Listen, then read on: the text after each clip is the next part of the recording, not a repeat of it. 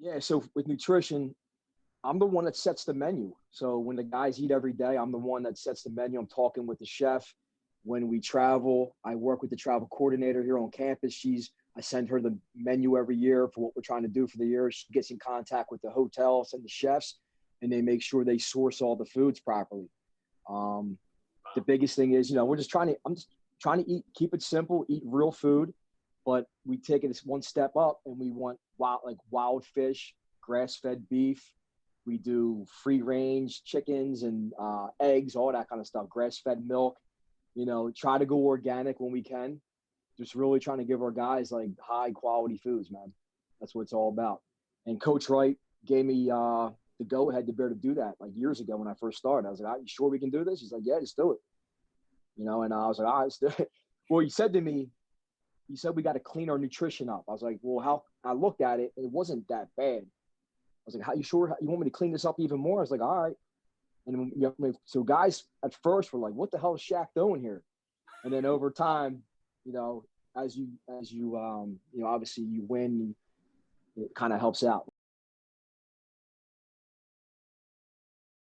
I would say it doesn't really change, man. If anything, they might be doing a little bit more liquid-based calories, like shakes, in the off season, because they might train in the morning and they do their smoothies afterwards. Maybe in the afternoon they have practice and then they do smoothies after that. In the off season, maybe in season they're not training much as me, so maybe they're doing more of their smoothies and their protein shakes after practice and then doing dinner. You know, but I would say the meals pretty much stay the same. Those times where I try to treat the guys. Like the other night, we did like a barbecue night where they had ribs. So like I'm not like 100% like just clean all the time. Like we'll have pizza once in a while.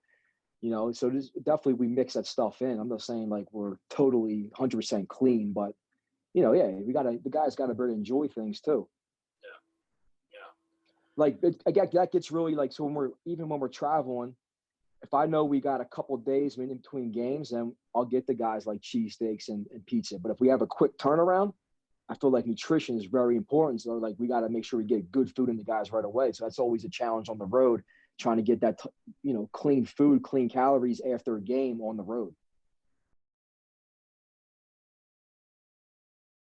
And my experience, I've had two guys come in here that were literally, they were obese, 24% body fat, both of them. One hit the winning shot in 2016 championship. The other one got drafted as a sophomore to the NBA. They both leaned down. Here's what it is. So if you're like, for them to cut, I didn't say you had to eat less. I told them you got to clean your food up because there's a reason why you're that big. It's because you're drinking Gatorade, you're eating a lot of sugar, and exactly what it was. So as soon as you clean your diet up, if you eat like I was talking about, clean food, real food, your body's going to change, and it's going to lose the weight that's not supposed to be on the body. It's just really that simple. Now, if you're 8% body fat and you're trying to get to 6, that's kind of a different story, right? You might have to look at time in certain foods in the mornings versus night, stuff like that. But if we're talking about there, like trying to get that extra edge, right? But if you're heavy and you're carrying around extra body fat, there's something in your diet that and only you know what it really is that you need to cut out. It could be nighttime eating. It could maybe that breakfast cereal you're eating in the morning, right? It could be the sugar that you're maybe eating at every meal, that maybe you're eating bars and granola bars. There's something in your diet you can identify to help you drop, right? But I don't think it's really, I don't teach guys to look at calories. It's crazy to me. I'm glad you brought this up, that people are still out there, and nutritionists, this is what they do for a living, are still talking about calories in versus calories out, because that's not true, right? So just to give you an example, if I have 2 plates in front of me, 500 calories each, one has fried chicken and French fries, the other one has grilled chicken, sweet potato, and some veggies, but they're both 500 calories. They're not the same. When you put that in your body, the physiology is so different on those both meals and how you're going to process it. So calories aren't calories, and the one plate is going to cause inflammation in your body. It's going to make you hold water. It's just a lot of stuff that happens, with the bad plate versus the healthy plate, to keep it that simple, right? But so I don't really teach calories. I just teach habits. Like you got to get 3 meals in, you got to get these snacks in, or you got to reduce these snacks, whatever it is, based on each guy. I mean, I can say what not to do, like stay away from fried foods, right? High foods with content, high sugar content, because that all that bad grease and fat and sugar causes inflammation in your body. And after hard workout or competition for recovery, you want to reduce inflammation.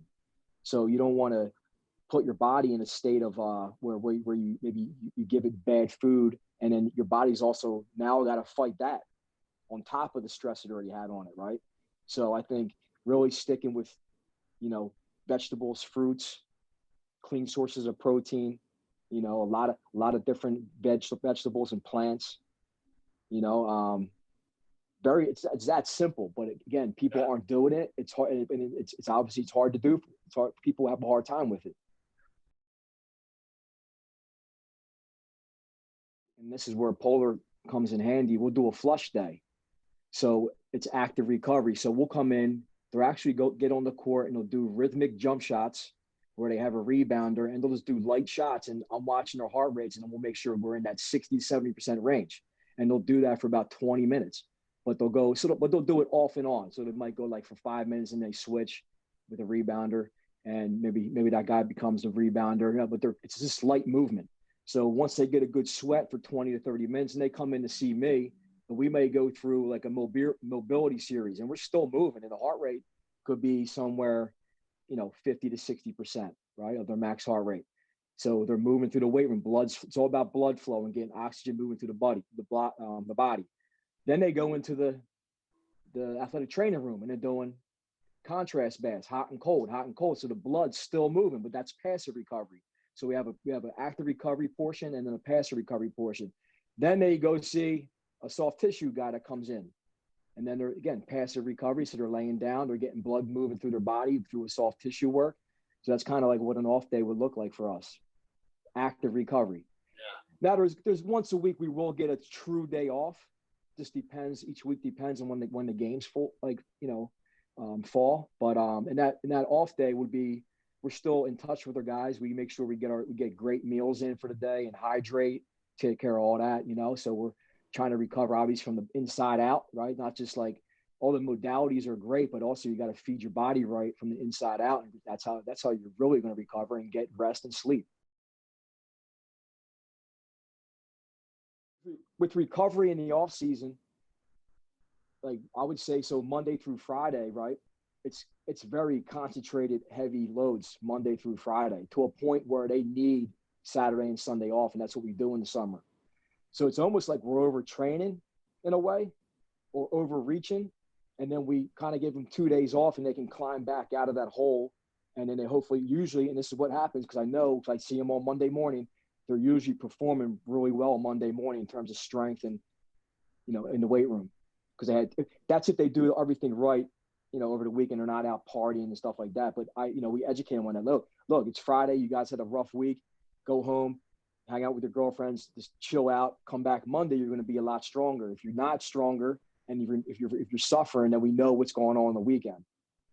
Yeah. So kind of have those talks with them.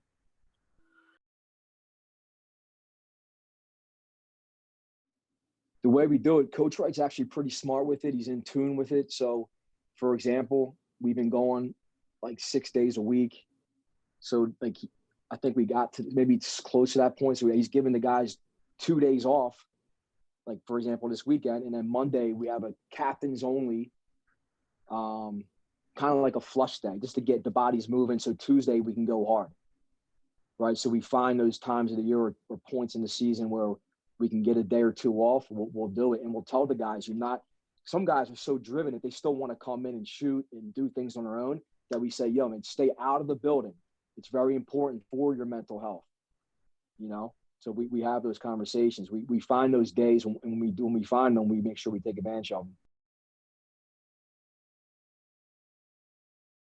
Because I train a lot of people out here on the main line. If you're familiar with it, it's very like upper class.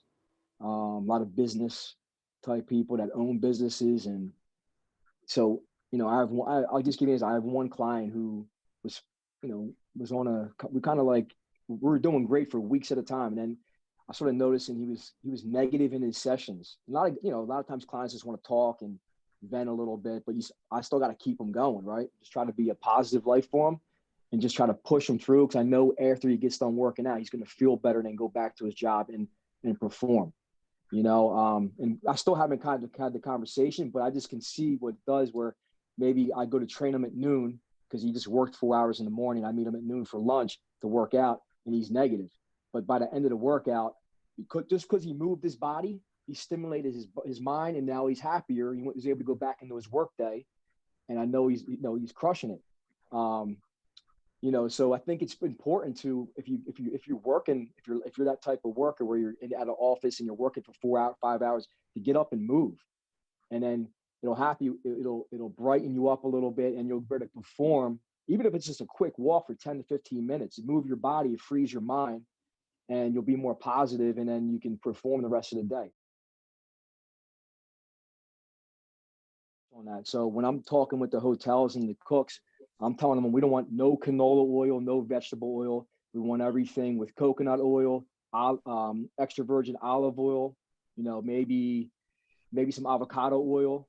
It just depends what they're cooking. But yeah, canola oil is the biggest one because that a lot of restaurants, like you could be going to a restaurant right now, maybe the healthiest one in your town or a place that you really like, if it cooks good food. But I guarantee you, they're probably not using olive oil, coconut oil. They're probably using canola oil. And from reading, I read Dr. Shanahan's book, Deep Nutrition. If you heard of her, she used to be the nutritionist with the Lakers, and she talks about how canola oil, and she goes through the science of it, causes inflammation in the body. Well, for example, bacon. We get guys will load their plates with bacon, even though we're getting the preservative-free bacon and all that, like it's no nitrates and all those things that they preserve the bacon with. And there'll be a big tray out. Well, not now because we're not doing buffet because of COVID, but at hotels we would do a big tray of bacon, and I would have to actually say to guys, look, man, the bacon should be like just complement your meal, just a few pieces. You're not shouldn't be literally like a pile. I see piles of bacon on guys' plates. I had to intervene. I was like, because bacon, it's animal fat. It's all saturated fat. Just because we're getting a healthier version, right? And maybe there's no sugar in it, but it's something that you should have a little bit of, right? People think, oh, bacon, okay, so I'm doing like a low carbohydrate diet or whatever. Like so bacon's good. No, I mean, if you're gonna have bacon, it should be like once a week and maybe just a little bit just to complement your meal.